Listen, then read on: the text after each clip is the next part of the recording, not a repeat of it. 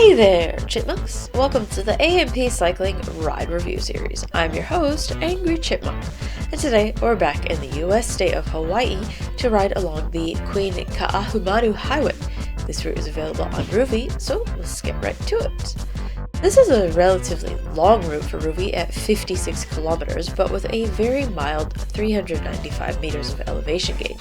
The whole ride averages just 1% and will peak at 7%. There are no Strava segments on Rouvy at all, but there are 7 or 8 on Strava itself. They are all wildly different, with some being just the climb sections and others being 10 to 20 kilometers long. The longer ones appear to be a part of different platforms or part of the real routes in different ways, something that doesn't really have the same start and end as the Rouvy route. So for this review, I won't go over the longer segments and just stick to the ones more relevant to Rouvy. The first Strava segment is Lapakahi Park.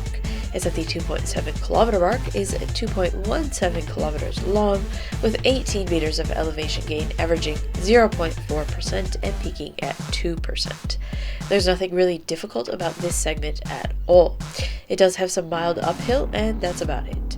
When looking at it on the map, it just follows along the edge of the Lapahaki State Historical Park. There's a bit of mild downhill just preceding it, so if you're looking for a good time on this one, be sure to come into it with plenty of speed on board. Normally for a route of this distance, I would suggest to save some energy for later, but all of the gradients are really quite mild in this one, so there's not really a bit of a challenging hill you need to save any energy for. The most difficult section will be in the middle, which allows for plenty of time on either side to warm up and cool down. Now, the second segment is simply called GPM4. It's at the 21.3 kilometer mark, is 1.6 kilometers long, with 70 meters of elevation gain, averaging 4.3% and peaking at the route max of 7%. This one ramps up pretty steadily to the 7% before backing off to around 5%, where it stays for a few hundred meters. There's a nice false flat section, but for another short pinch around the 6% mark to end of the segment. From there, it is back to the very mild ups and downs as before. This one is the most difficult, but it's still very short and not that hard. So if you're wanting to push hard here, there's nothing really worth saving your energy for. Watch for the weird white tubes when the car turns the corner, and remember, it's shortly after that. This one is so short, it is a good one to practice those nice steady uphill pushes. The route from here to the last segment is really just mild ups and downs with nothing super strenuous, maybe some 4%. It's a perfect sit and cruise tempo terrain. The final climb segment is the Queen Kaahumanu climb.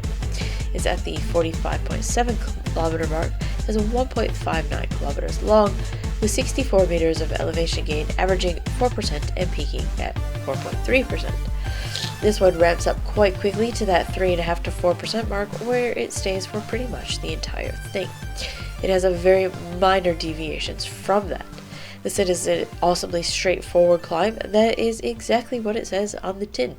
Being that it is so simple, it's easy just to push up at a steady pace, and there's no reason to save any energy as there's nothing else of note in the route after it. The only difficulty here is that it is after quite some distance, so you may be tired. And if that is the case, it's easy enough to just sit and spin this one.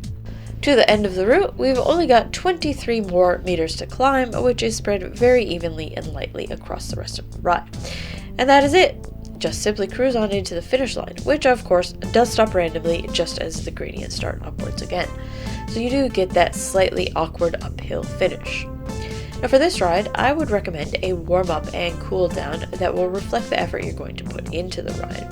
It does have enough flat and moderate terrain at the start and finish that you could definitely use part of the route as your warm-up and cool down if you want to. But if you're one of those types who likes to push the whole route and are a segment hunter or similar, then definitely have a solid 5 to 10 minutes on either side. The start is a bit more downhill, so you can slack off a bit there if you want to. And as always, I recommend pre-fueling your rides and including plenty of protein with that. This is such a long route that I would definitely suggest having a few bars on hand for it. Anywhere along this route is an easy enough place to have some food, except maybe that middle climb section. I would suggest to space smaller amounts of food more frequently for a ride like this. Have say 5 to 10 grams at the 1/3 marks on this one. It's also good to have a few faster acting carbs on hand if you tire at any point. And definitely follow this one up with a protein of some sort as well as a protein heavy meal later. These type of routes do tend to sneak up on you later in the day.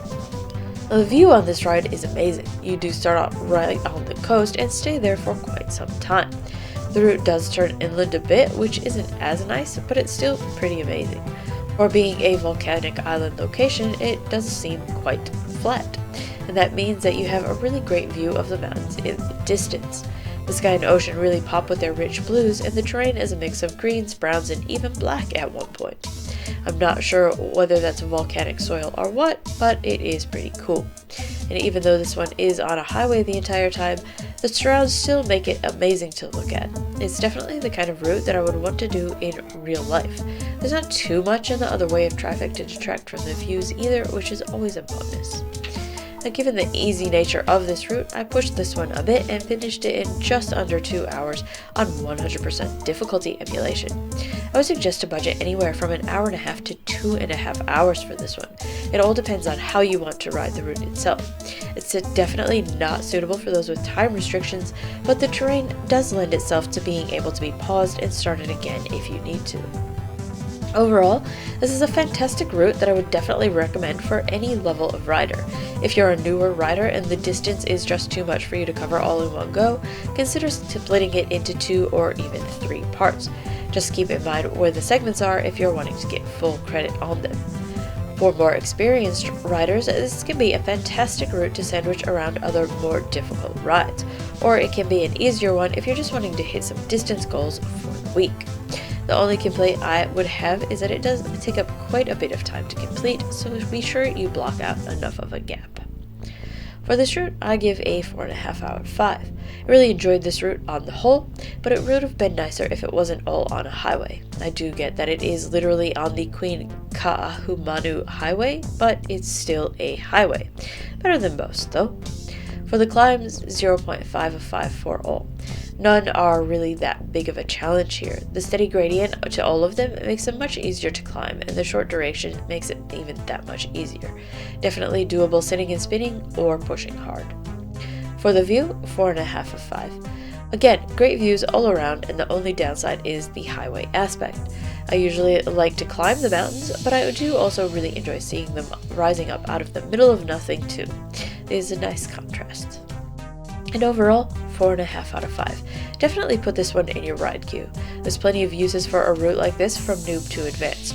So don't sleep on this one just because you think it looks too hard or too boring. It can definitely be a great part of any workout regime. Well, that's it for this review, so thanks for watching, Chipmunks. Let me know what you think of the Queen Kaahumanu route if you complete it.